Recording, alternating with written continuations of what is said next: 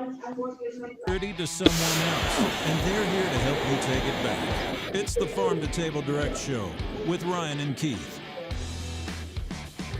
Hello, everyone. This is Keith with the Farm to Table Direct Show, and over here next to me is my brother Ryan. Everybody, and tonight we are going to be on I think our third episode of the Road Food Conference, and tonight we're going to talking a little bit about we have won, but we have not won, but we can. And what we're talking about that is we've won a battle with Trump, but we haven't won the entire war. And so this in this particular episode, we're going to be talking about John Moody. We were very pleased to be able to listen to John Moody, and he's kind of a he's kind of a he's a fireball. You know what I mean? He He's is full of energy, and it's yeah, and full of energy. And so we have not won, but we can. That's right. All right. And of course, like I said, what we were talking about. Oh, wait, before we get started, a little housekeeping here. Yeah, a little bit. Yeah, I want to welcome everybody in, but also this is a show to where you, our beloved audience, That's can change the course of the show.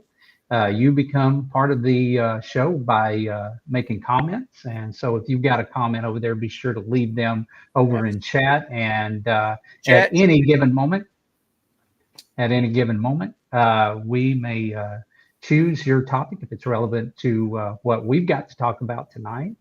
And yeah, you can either become the star of the show, or you can run it completely off the rails. We'll see what happens. It is totally possible to run it off the rails. I mean, that right. wouldn't take much around here. I mean, All right, folks. So we've had a really nice start with the election of President Trump. Now we've still got to get him into office. Yep. And a lot of the scuttlebutt out there is there's an awful lot of people that want to see that he does not make it to office. Okay. Ooh, right. And whatever you want to read into that. But we look at this, and let me remind you what this is about when we're talking about the Road Food Conference. We're talking about our freedom of choice when it comes to food choice, where we source our food, decentralized. It's not that we want to completely decentralize it. Some people do. Me personally, I think you should have a choice to get food wherever you think you feel better about that.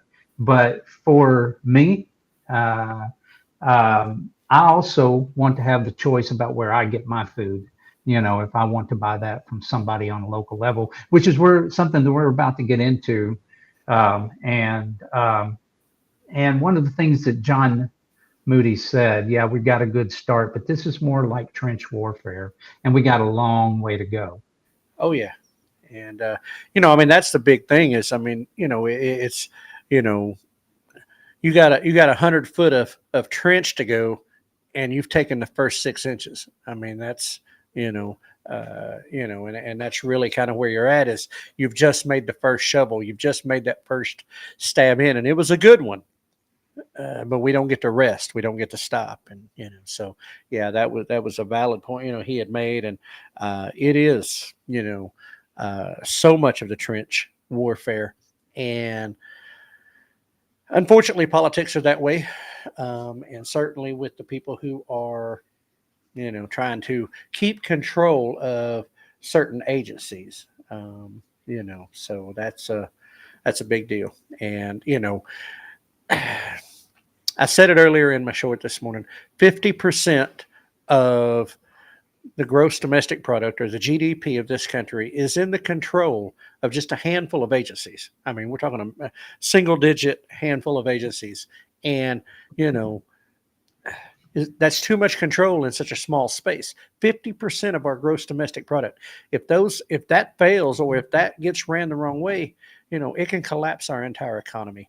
And, we don't need that. And so getting the right appointees over these agencies are super important.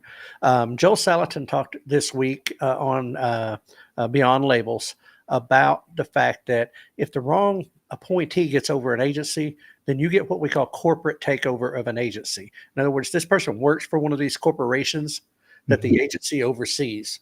Well, that kind of obvious conflict of interest, but it's what allows that corporation to take control of the policies and the procedures that strictly benefit the corporate. And we've seen this in the USDA, we've seen it in the Health and Human Services FDA and that type of thing. And that's the stuff that we need to get rid of and root out. And so that was a big part of why he's saying we've had a victory. We have not won, but we can. We won a battle. We've got a whole thing in front of us. Okay, so let me ask you this question. Yeah. How do you think that's going so far? Good in a lot of ways. I mean, definitely better than it could have. Hey, everybody out there in chat, Dwayne, Greg, and Donna, I'm glad to see y'all guys in, and everybody else, feel free to chime in on the chat.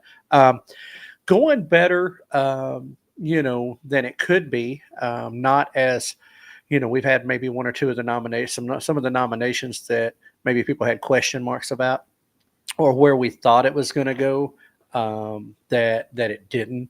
But by and large, I would say that at least at this point in the game, it looks like it's more of a net positive. You've got people that are solid, but they're not the, as Joel put it this week, they're not a lightning rod. They're not drawing tons of negativity from outside sources. So that may be a good thing, but it looks like keeping corporate interests out of these appointees. Now, from what we understand, in the Secretary of Agriculture in that particular choices, there were some definite bad choices in the pool.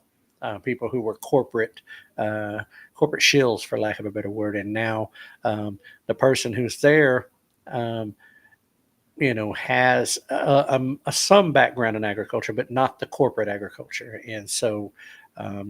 I know Joel said he was hopeful that was going to be a working situation. Wasn't as good as he had wanted with Representative Massey, but not as bad as it could have been with a corporate takeover of the agency. So, yeah.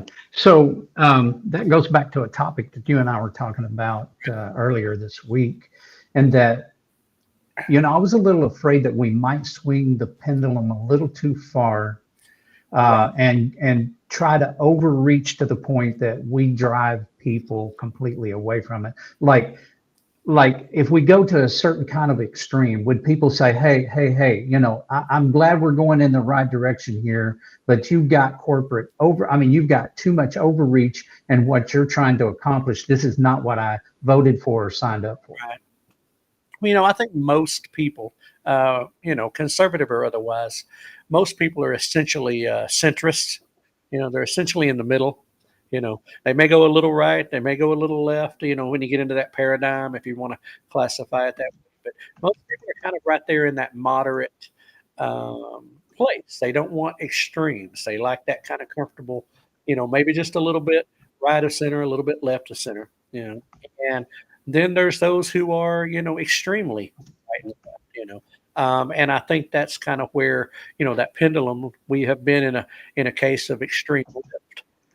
They swung the pendulum so far away from, from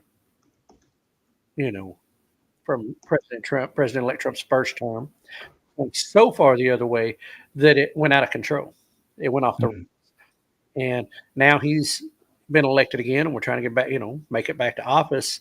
So resisting the urge to go all the way back the other way, that in fact he has kind of even, and I know, get a little political in my thoughts of it, my analysis of where we're, but like we're a conversation, he's kind of pulled back to the middle a little bit. He's kind of pulled off of that, he's still all about MAGA. He's still all about Make America Great Again and those things in his agenda with the border and tariffs and all the things to help make everything good. But he has eased off, and I think some of these nominations, are indicative of that. Now, RFK Jr. obviously, is a little bit of a hot button with some people. I like a lot of his thoughts on things. I like a lot of, when it comes to food and medicine and that type of thing. Um, but on the flip side, some of the, the monetary positions, he's went to CEOs, he's went to people that are in that world that understand that stuff a lot better than, um, you know, maybe some of us do.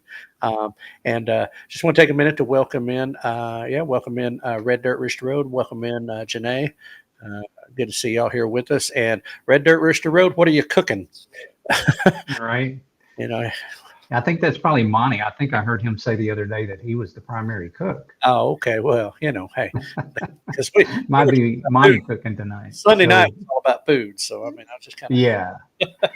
uh, but yeah, it's So I think so far, I mean, I would give it I'd probably give it an A, maybe an A minus. Okay. But so I mean, I think so far, I mean, there's just some that I just don't know enough about them to know if that's a good pick or not. So we'll see. Yeah, Mr. P, if you can bring that up, we can go ahead and do that. Bring up a, you know, um, So I mean, it's like I said, overall, I think it's off to a good start. Now we still got to get through the confirmation process on a lot of that, and that's nothing's going to happen there until after the new year. So Okay. So, there was a little bit of excitement around that Joel Salatin might be, under Thomas Massey and that sort of thing. And so I kind of want to get off into that. But first, let's go over here and kind of look at his nominees so far. Secretary of State Marco Rubio, that one kind of surprised me. You know, Treasury Scott Bessent, again, that's somebody who was I think he was some type of CEO type person. I remember reading on him. Pete Hegseth, now he has a background as a military officer. And a lot of, even though he's been on Fox with the show, he's actually very versed in he's a war vet and that type of stuff. Pam Bondi, that one came up today. That was the replacement for Matt Gaetz. Matt Gaetz. And they say she's a firebrand, but not the political lightning rod that Matt Gaetz was. And because they spent so much energy getting Gaetz out of there, that basically she should be a pretty easy slide in. Interior, I don't know anything about that guy, Doug Burgum. I don't know. Now, agriculture, Brooke Rollins, she has ran a lot of things, and a lot of organizations, and that was Joel's assessment. She is really good at running organizations, and the Department of Agriculture USDA is a 100,000 plus employee department or agency, so that needs somebody with that. But she was raised on a farm, has raised animals, that kind of thing. But Now, bro, is she out of Florida? Pam Bondi is. Yeah, that's what I thought. And the reason I say that is, and I just brought that up, is Janae from Joyfield Janae said Pam is amazing, love her. Well, Janae is from Florida, so that's about as much as I know about that. And I mean, that's good that you know something about that. Janae. She was the Attorney General in Florida. So that was her job down there. And like I said, haven't heard anything negative. I mean, in that sense, that I think it's somebody who can go in and effectively do the job. Now as far as Brooke Rollins, I know she was raised in Texas, so she's a Texas product. Went to Texas A&M. I won't hold the being an Aggie against her, but anyway. Right. Has I think her degree background has to do with agriculture, but she's not been in the corporate agriculture world. Okay. And they're going back to that theme about not being headed up by corporate interest, right? Right. And now commerce, that was another guy who came out of the she lays the smackdown on their cronies. That's funny. But that's good. Those two there, commerce and labor, I don't know enough about them. Well, let's go back up, because I think this, up to Brooke Rollins. Yeah.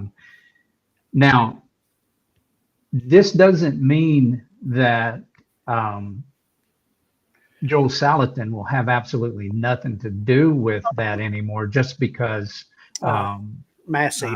Massey was out, right? So he still is going to be there is it a board or an Well, advisor or? he hasn't said no at this point. Post with these changes, he had hoped for Massey. That's his friend.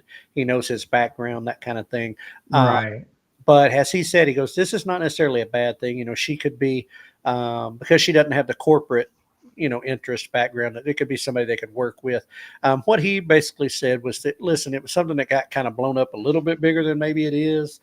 He was approached, he was asked, it's in talk, nothing's been 100% decided, but it kind of, how we are when we see something like that, we all ran with it.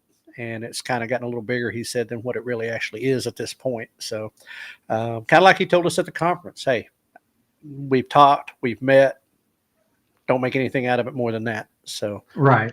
But I tell you, at least for me, right, I'm hoping that he has a lot to do with what's going on back there, because what kind of individual he is. He's shared his life with us. He's been in the crucible for a long time, as we had talked about on the last episode. Right. And I think he would make an extremely fine advisor. Mr. P kind of gave us some help back here.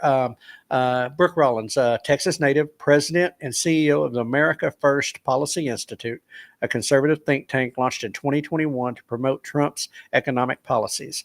A conservative lawyer, also served as acting director of the White House Domestic Policy Council at the end of Trump's first term. So, definitely somebody that Trump has known for a while, that is somebody that's in the circle, and I think that's a statement there. Like I said, so I mean, like I said, Joel was, as he said, it wasn't who he wanted, but it could have been a way, way worse. So that was, where he's at on that.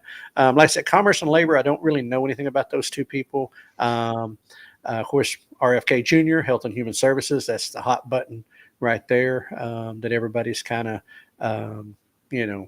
waiting to see how that goes. I know that Joel was on his RFK Jr.'s podcast recently, and so get a check that out. Go check that out, because I mean they have met, they've talked to each other, they know who each other is, kind of thing. So that's a plus too. So again, nothing there really standing out. I think I remember with energy, I forget what that guy, Chris Wright, he did something in energy, and I can't remember what it is now, but it's something interesting. Education, kind of was hoping it's just going to get rid of, I say, and Linda McMahon, that kind of was kind of a surprise, but, Okay, now tell me, is Linda McMahon, is she related to who? That's the former wife of Vince McMahon. She is the former CEO. She's the former bigwig man of WWE. But she has been huge. She did get elected in the Connecticut, I think is where they're at. But she has been in politics a little bit, and she's served and stuff. And she's very conservative, and very surprisingly very conservative. And has she was big on education, I think, where she was at, if my memory is serving. And then Veteran Affairs, I don't know who he is, but I want to know, because that affects me directly. Kristi Noem, former governor of South Dakota, Homeland Security. So that ought to be interesting. Right.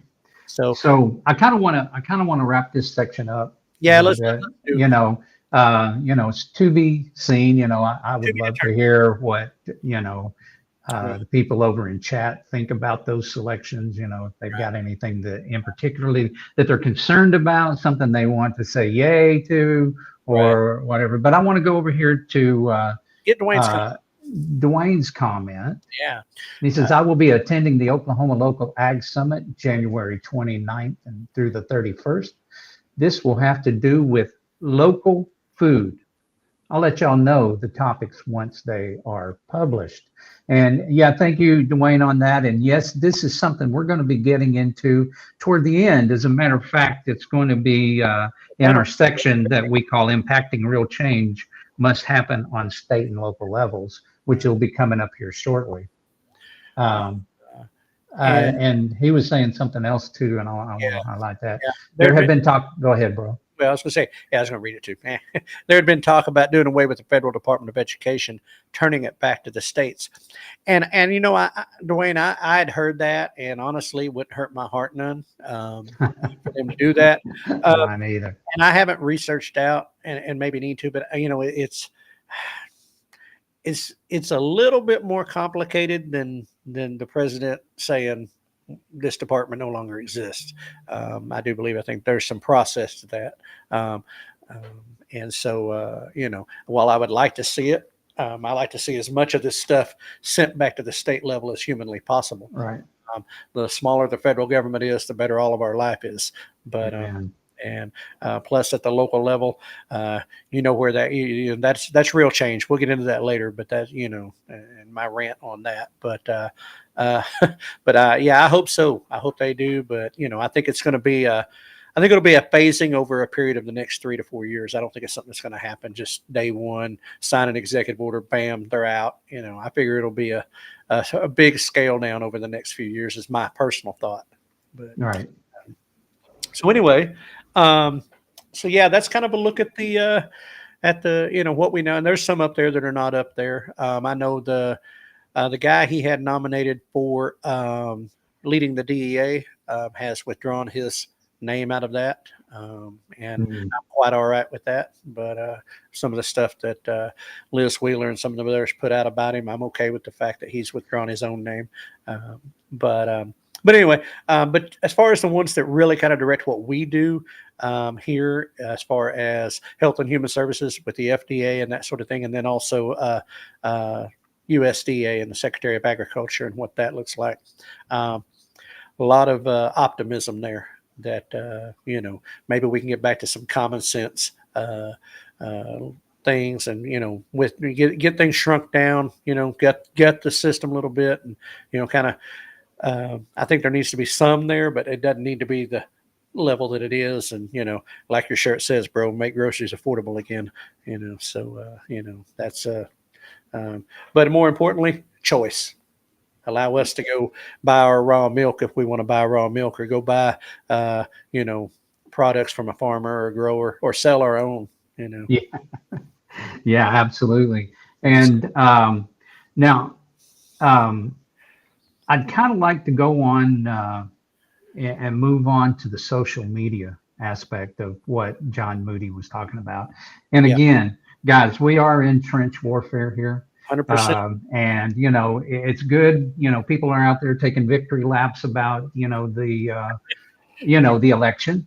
But that's fine. You know, take your victory lap, but don't think that the war is over. As a matter of fact, there's a lot of powerful people up there, and people who keep their ear to the ground. They already know that, you know, there's going to be blowback from everything. They're not just going to roll over and say, oh, well, he won. I know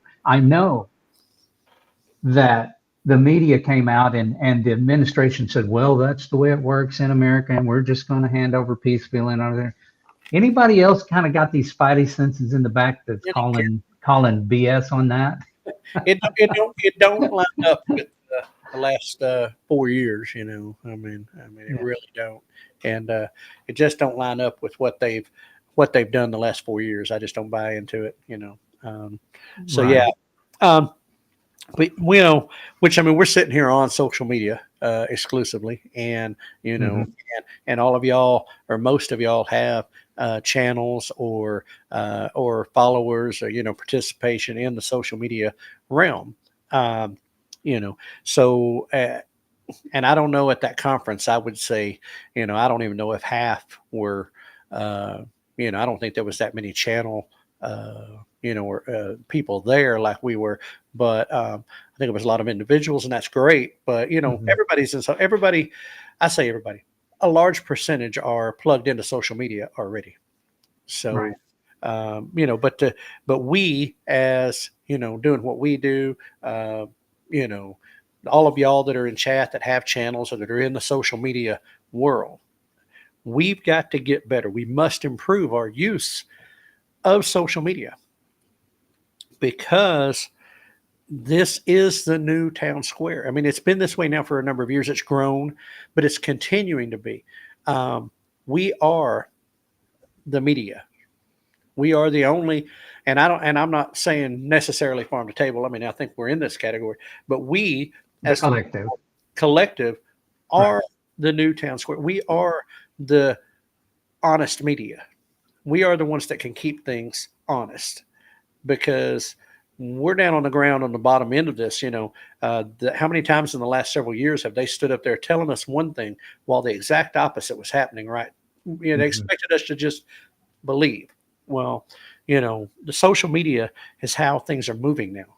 I mean, look at what's happened over here on X, and the changes that have happened when, since Elon Musk took it and it went from Twitter to being X, and the things that have popped up as a result, Rumble and all these different places that have popped up over the last several years as a response, and the independent media shows, the podcasts,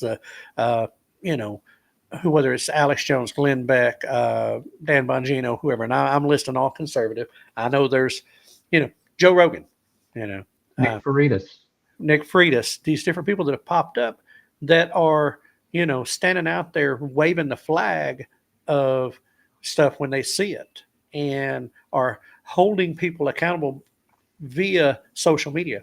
I would dare say that this last election cycle was tremendously affected by social media. But here's the thing.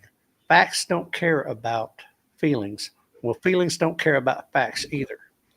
So I can sit here and tell you all the data and the facts and the numbers, and that's going to mean nothing. You may tune me out. You may not want anything of it. But stories matter. How we present things matter. Time and again over that conference, people were sharing their real stories of what they had went through. And, we've all got them. Everybody here in chat and everybody that's watching, and even us here, we've got our stories of things we've went through. It may be our why. It may be why we do what we do. But those things there, well, being able to convey that story, you can still make the point. It's just a lot easier to get the story across. And that's where we've got to get better, telling our stories, telling, not just that, grocery prices are, inflation has went up 100% or 75% or whatever. The cost of a steak is unaffordable, but stories about how difficult it is to feed your family, how difficult it is to pay your bills, and real events, real emotion that comes across. That's how we convey now in social media what matters. And we've got to get better at that. So, I want to double down on telling stories. People relate to stories to where they may not relate to just hard facts, right? And we've seen a lot of those stories being told right there at the Rogue Food Conference, which helped to make the points, right? I guess what I want to do is I want to reach out to those people who have their own channels and ask them, what do you feel is your role in all of this? Do you think that and everybody has a different metric for what success is, thanks to Gillum. He brought that up. Johnny Gillum had a video out there that I appreciated very much, that saying, different metric for different people and different channels. Of course, the Farm to Table Direct Show, our metric is, are we moving the ball? Are we moving the ball down the field, even a little bit? Right. When it comes to taking back our country to a more common sense based day-to-day living, and decentralizing to at least to a degree to where we can depend on getting food on a local basis, right? And and a lot of people that we deal with, the channels, all of them have homesteads. Most of them have homesteads, or they're aspiring to have a homestead.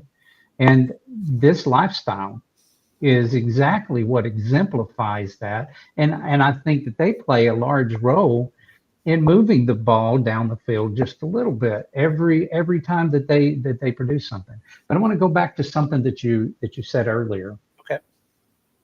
And that was that um, before this election, now the town square is social media now, right?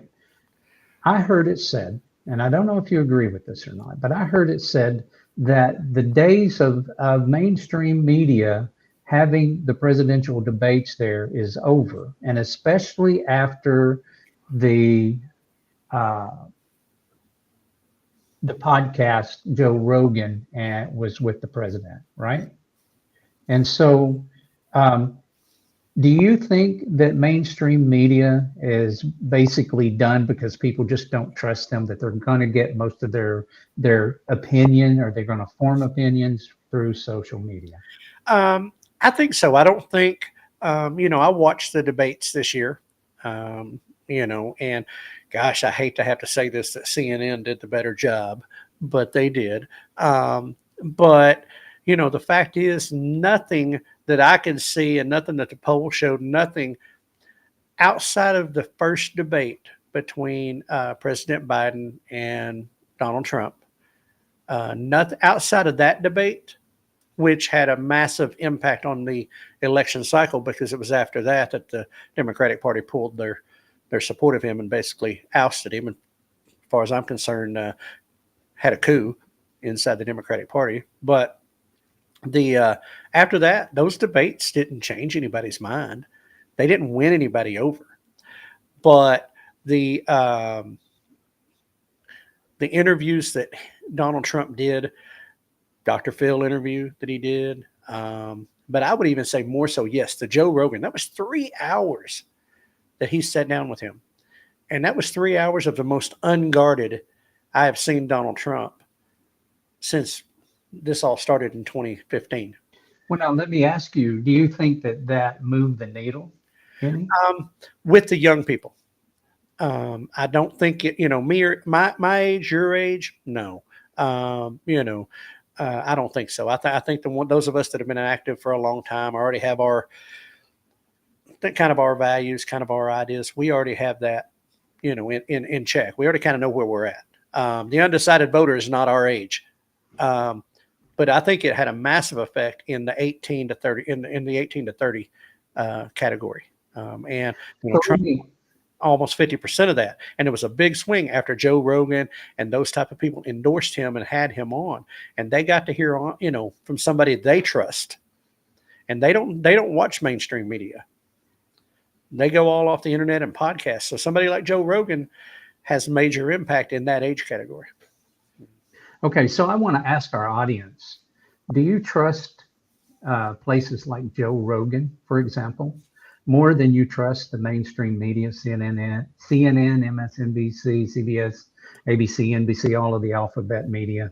Do you trust them more? And please leave your answers over there or down in the comments. We want to hear from you about what you think, because this is a big topic. Let's see. And Mr. P was piping in, and he said, plus Kamala didn't do Joe Rogan because of the list of demands she had. Right. Yeah.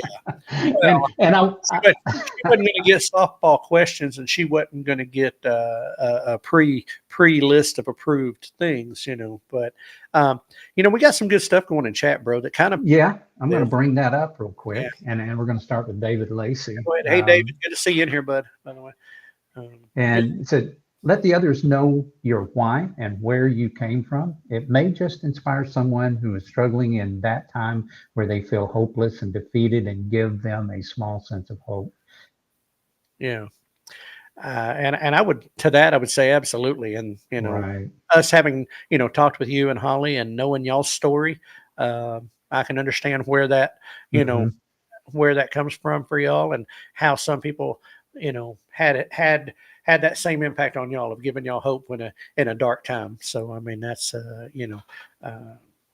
it does. I mean, that's why the stories matter. That's why sharing the struggles, sharing the real matters. And David and Holly, you and Holly are awesome too. So Yeah, you guys are a great example. I would say will be a success story because we do this one family at a time, right? right, So, and then Dwayne at Red Feather Farm said, you cannot wake people up. We can only help educate people that are waking up and want to be educated. yep, That big want to be educated is really, really important. right, Um, and I'll go on down with that yeah. because I think it follows up with Say that. I less. believe our job is to lead and guide others by example. And Dwayne, you do a really good job of that, brother. I'm going to tell you. That I guy, love you, man. yeah, I love you. our bro there, no doubt about it. Yeah, yeah. David responded to your answer, by the way. He said he listens to the Sean Ryan show. I seen the Sean Ryan show just yesterday for the first time. And yeah, I agree. That was pretty good stuff. Now he was talking, gosh, who was he talking to? Was he talking about David Greer or was it David Greer? Not David Greer. I forgot. Anyway, I might put uh, my list of but people to check out. Anyway, yeah, but it is I know part of what led me down or led me to him was this rabbit trail, bro, that your wife sent me down on last Friday. Thank right? you very much to Cindy that Yeah, yeah, she said, "Oh, did you hear that there were UFOs over the White House?" I yeah. said, Right. "What? No, I And never heard that." that's during, was that Thanksgiving? Yeah, that was Thanksgiving, wasn't it? It was the day after Thanksgiving. Day She after told me that. other gathering. Mr. P said there was an episode with Pete Hegseth from a few weeks ago on Oh, Sean Ryan. So okay. But that's somebody I want to be checking out a little bit more. appreciate And appreciate the heads up on that, um, David. Yeah. And yeah. Okay. Spoke just over 2 hours. Okay. Sorry, I got two things popping here. Greg and Don over there. Appreciate you guys sharing your knowledge. Do it in such an honest way. Our desire for our channel is to simply be real, hopefully to point people to Jesus. It's important to us. right, And, right. and that's always been for the almost 3 years we've been at this. It's always to be honest. It's always to be forthright. Try to do it in an honest way. And so I appreciate that comment very, very much. No, And I'll follow up with Greg. He said, to say I trust someone more than CN is a low bar. Coffee shop talk is more reliable than the lies they share. Hey, hey, I will second that. spit and I whip, think that motion will definitely carry. spit and whip club is definitely The better. spit, yeah, the Spit and Whittle Club, right? And then Red Dirt Rooster Road chimed in, said, absolutely trust the Joe Rogan over the MS media. Our kids don't listen to the media at all. All their information comes from places like Joe Rogan, Yeah. etc. Right. And Yeah. So I mean, doesn't that really double down on what I heard about the media? right. The mainstream media. I mean, I don't think they're going to go away. Oh no. They're going to do everything they can to hold on to that and if they have to fire people, reinvent whatever they've got to do. They're going to do it. They're not going to give up. They're not going to let go of that position. At least in their own minds. But what they brought up there, what Monty and Michelle, what they brought up about where their kids, that they don't listen to that media and that they get it all from like Rogan and those types of places. That really went to John's point, and we talked to him privately about it after at the end of the conference. That the kids today, the young people, and I say young, I'm talking like 30ish and under. Mm-hmm. Social media is the number one cultural influence for them. It's not their parents. It's not school. It's not anything else. It's social media. It's things like Joe Rogan. It's things like athletes or train people, that type of persons, Mm-hmm. that are into what they're into, that have the influence over them more so than ever. Before it was parents or church or school and peers. Not now. It's social media. That's the cultural influence on this younger generation. And for those who have, I know a lot of y'all do pay attention. We've got a lot of young, when I say young, 30s, and under, that are in the homesteading movement, that are out here. They're in this, and they don't get their, they're looking to get their information from sources that they know or sources they trust and they want to learn. And so it is our, it falls on all of us, especially all of us that have been around the block a minute or two, and have some experience. But yeah, that's where the cultural shift is. And so we've got to get better at that, and sharing the stories and sharing things, and keeping it in the forefront, of the things going on, Right. So are you ready to move on down to let's get Dwayne's. He said, I'd rather listen to folks like y'all and those on the chat. This way, my info is coming from grassroots folks that I know, and I know their end game.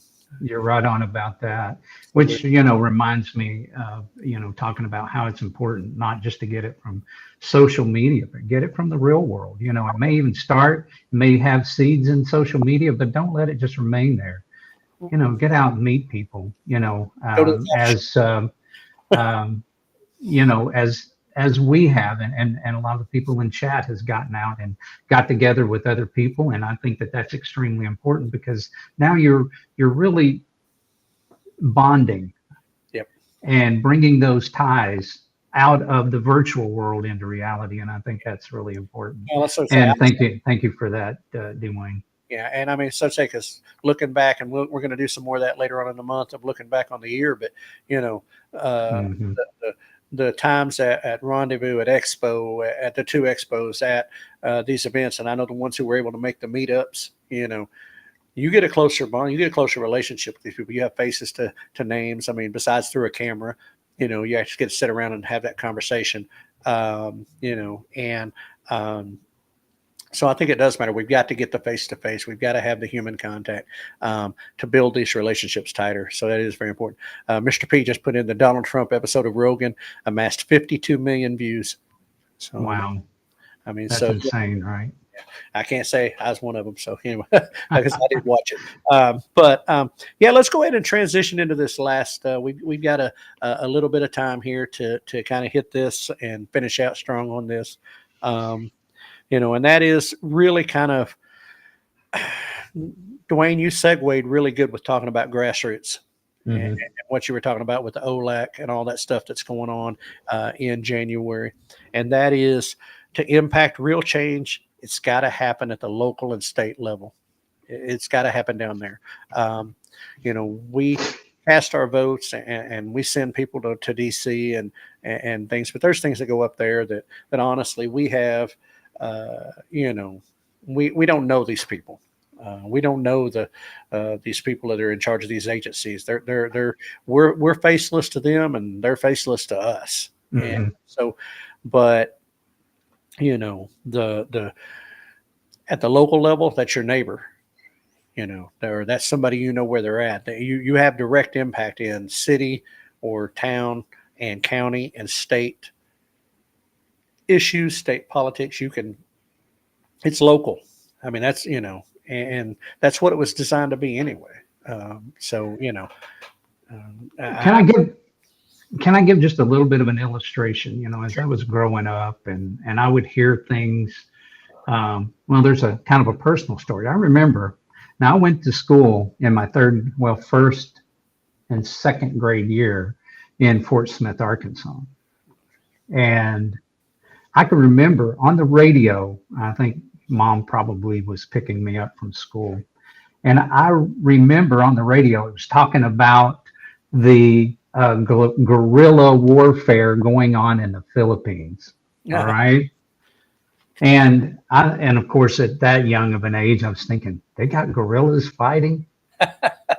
But but anyway, but that was so far away from my backyard. It just kind of, sounded funny, and I've gone on. And then you hear about these catastrophes that's going on overseas, whatever bad events happening, whether it be earthquakes, floods, volcanoes going off, whatever it happens to be, or wars going on. But that was so far removed from me because it wasn't in my backyard.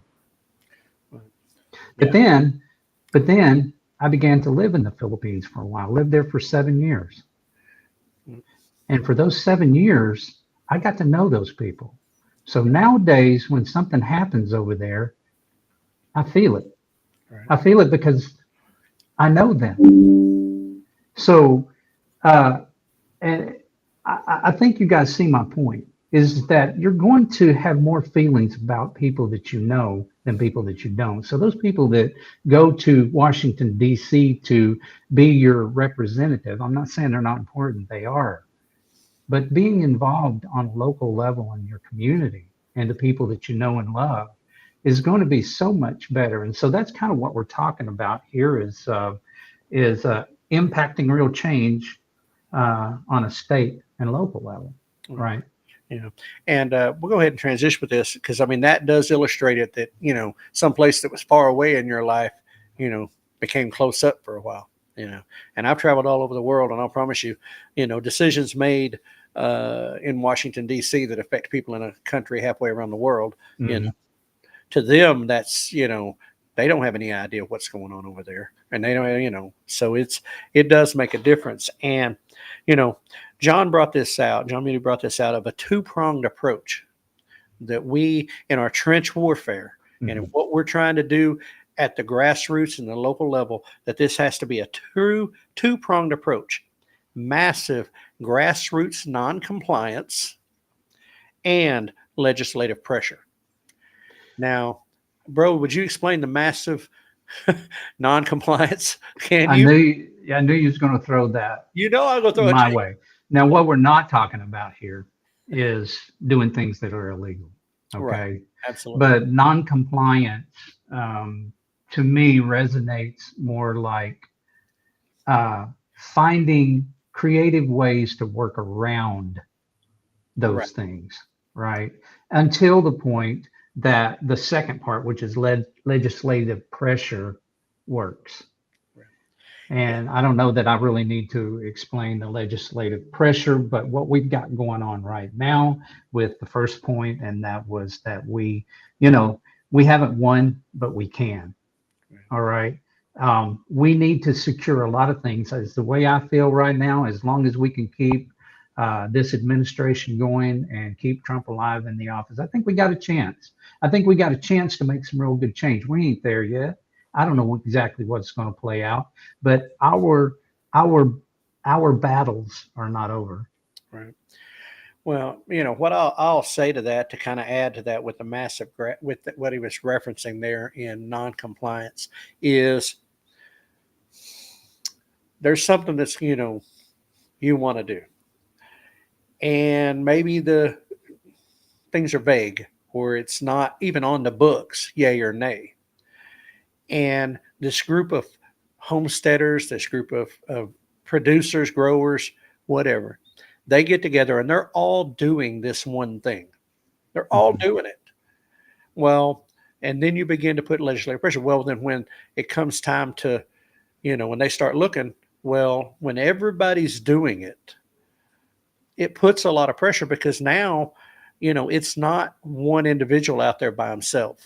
It's a group, and I mean, to go into the Bible for a minute, it says, one cord, one string by itself, one rope by itself can be broken. Mm-hmm. But three bound together is unbreakable. And it's the same principle here of, it comes into getting to know the people in your area, working within the, your local community of who the organizations that are local to you. And getting to know your local farmers, y'all are buying and trading and selling between each other. You're not putting it out necessarily for commercial sale, but y'all are doing business together. Well, that's how can they police all that? I don't think they can, and so that leads us to, that leads to those things. And, one of the hot button issues still is raw milk. Mm-hmm. And I'm going to challenge those of y'all who live in Oklahoma, because I live across the border in Arkansas, and I know we got our own problems, but I'm going to challenge those of y'all who live in Oklahoma. Start digging into the laws about raw milk in Oklahoma and what you can and can't do.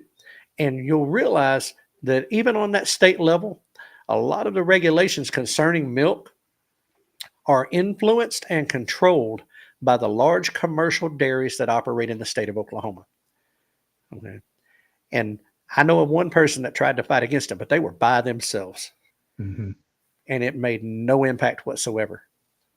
Okay. But if all the small time farmer dairy people, everybody together can affect change, because basically what I understand was, it's always forever. It's been, you can sell it on your farm. They got to come to the farm to get it. Right. Mm-hmm. Now with the new legislation that passed, I think it's been within the last year and a half. Can't even advertise it. Can't even advertise that you have it. I can tell somebody that they have it, but they can't advertise that they have this product for sale. Mm-hmm. Well, that puts an unfair advantage on a corporate that can afford this. And oh, by the way, and if you want to do this, you've got 20 loopholes you got to jump through, and you got all this facility you got to build, and you have to have all this stuff that you, the grower, you, the farmer, David and Holly, I know y'all have y'all's dairy stuff out there. I know y'all do y'all's thing. You can't afford to build all that infrastructure that they require. When in reality is, and I shared this on our last one, I trust what you grow, and I trust your cow, and I trust what you do far more than I trust anything that came out of that corporate, because I know you. And if there's a problem, we can talk about it. David, you can do whatever you want, just don't get caught. Maybe that's a better definition of massive grassroots non-compliance. Thank you for simplifying that. Okay. And we'll move on, because I think that that just kind of simplified it down to a sentence or two right there. It's better to get forgiveness. Forgiveness is easier than permission. I don't know, but anyway, right. Not always. They put a big checkbook out there, but anyway. So John Moody went on to say that you have what you tolerate. Absolutely. You have what you tolerate. You have what you tolerate. And we've tolerated a lot. I'm going to tell you, we have incrementally, like the frogs in the proverbial pot that's been, slowly the heat's being turned up on. Right. We have incrementally accepted and tolerated an awful lot. Right. But now is time to be just a little more intolerant about those things and be a little more vocal and, even proactive or active, however you want to put that, with the things that you do. David said, I'm not giving legal advice. Okay. Thank you for that disclaimer. Us either. Right. We're not either. But anyway, go ahead. Well, we were saying, we have what we tolerate about things, and so we've got to go to war in our own states. Something Joel talked a lot about this. They both did, about circumvention. And that's what we were talking about, finding a way around things, making things happen and be creative. As Joel said, and we'll talk more about this next week, but if we can't be more creative than a government regulator, shame on us. Shame on us. We can be creative. It's our livelihood. That regulator, just doing a job. Right. There are people right here in our audience who have had regulators trying to regulate them. Absolutely. Okay. And to me, it makes absolutely no sense that they would regulate a particular product that he does. I mean, and it could be one of those things to where it's just somebody's interpretation of what that regulation means. Right. And absolutely. so, absolutely. thinking outside the box and trying to find workarounds to circumvent that particular part until, like we said, the legislative pressure that we can put on them together, begins to work. Let's make Oklahoma and Arkansas, or wherever you happen to be from, let's make them the most food freedom states in the country. That's right. Let's try to do that. And so whenever we go out and we get together for these things, let's talk. Let's if there's some kind of an issue that gets put up. Oh, speaking of that, bro. Yeah. We talked about we might get together with one of my local representative here, Rick West. Yep. And we need to reach out to him. Yep. Because I want to see if we can't put a little bit of, kind of get a feel for what he's about and at least tickle his ear about what we're about. Yeah, because that's somebody that Keith, it's not too far away from where Keith lives and is his representative. Mm-hmm. And I've met on more than one occasion myself. And I know that Rick is a rancher, farmer cat. He's been in the cattle, but he is in that. Mm-hmm. Right. And I know just from personal, knowledge, he ain't about the cronyism. He ain't about the good old boy club up there. And, and that's it. And, so a little side note, that was a little admin note, but we need to do that. But that's something to look forward to because I do think that'll be a great show. Dwayne, Red Feather Farms, said, we have caused our own problems. We have allowed these things to happen. Now it's the time to take back our rights. Quit letting the tail wag the dog. Yeah. Absolutely. Very well said. Very well phrased. And that is 100% it, because that goes to this next statement. It's time we quit whining and get to work. Yeah. We quit. It's time we quit talking about whining. I mean, we're going to keep talking about it, but it's time to quit, bemoaning. Talking about it. Right? Just how, oh, they did this and oh, they did that, and get to work making the change, being the difference. Right. Now we're getting up on the clock, so I'm gonna jump on this one real quick. This last point that he made, and it's a part of this whole thing: county before country. Now, when he said that, I'll be honest with you, I had to chew on that for a while to really kind of get where he was at on that and what that meant. And I'm gonna tell you where I come in. And you can take this for what it is. Nobody cares about you like you care about you. Well, nobody cares about your county and your town like you do, because you live there. I don't care what's happening in Dade County, Florida, unless it's going to affect me here in Crawford County, Arkansas, or LaFleur County, Oklahoma. I don't care what's happening in Los Angeles County, California, unless it's going to affect what's happening here. So care about what's happening in your own backyard. Let's fix that. Because if we would all do that, if we would all take that responsibility to start being involved and fixing what's happening in our county and our state level, then guess what? We've affected change everywhere, because it's going to grow. And as I said earlier in the show, the less federal government we have, the less interference we have from them, the better off our country is going to be. Right. And so when he says county before country, it is put what's in your own backyard ahead of the national politics, ahead of those things out there, because short of defense of our country and ensuring, domestic peace, which they haven't been doing a real good job of in the last few years, and providing for the common defense of our country, their scope is very, very limited. We've allowed them, as Dwayne said, we've allowed these things over time, the boiling frog, to happen. Right. So it's time for us to get back to that. Right. And let me end by saying this, bro. Yeah. As the Japanese said, I fear we have awakened a sleeping giant. Absolutely. Okay. So we tolerated a lot.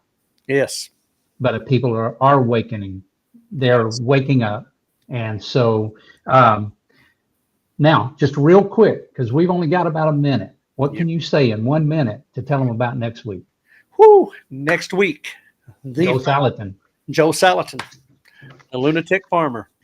And I'm going to tell you right now, he didn't hold no punches. He didn't pull back. He talked about what he talked about. I'm flipping notes here right about the same time he is, right? And it's all about how to make things stick, about being different, about how to deal with government regulators and government bureaucrats. And I'm Right. going to tell you, there's some great information in here that's going to arm you to this fight, that's going to arm you and equip you. It's going to help point you in the right direction on how to deal with some of these things that you may come across. So I'll promise you, it's going to be a good show, much like tonight was. We want you all to join back in. The chat has been awesome. Thank you all for jumping into that. We have, I've enjoyed this show a lot. We were getting ready for it. There's a lot of things going to be coming up on the Farm to Table Direct show, and keep your eyes and ears peeled as we announce more of that in the coming weeks. Dwayne, I'm not Greg, Donna, Duncan Family Farm, appreciate you as well. Good night, and we are definitely going to wrap this up. Leonard Mountain Homestead is up right now, as a matter of fact. Right. Let's get out here so they can go on over there and support other channels. To one of our other friends and enjoy that. Next Tuesday, 7 o'clock, right back here, we will be getting the word out about that.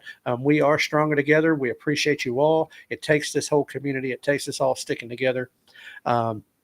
Be a blessing to somebody in their lives, even if it's just a smile. Be a blessing. Put God first in everything.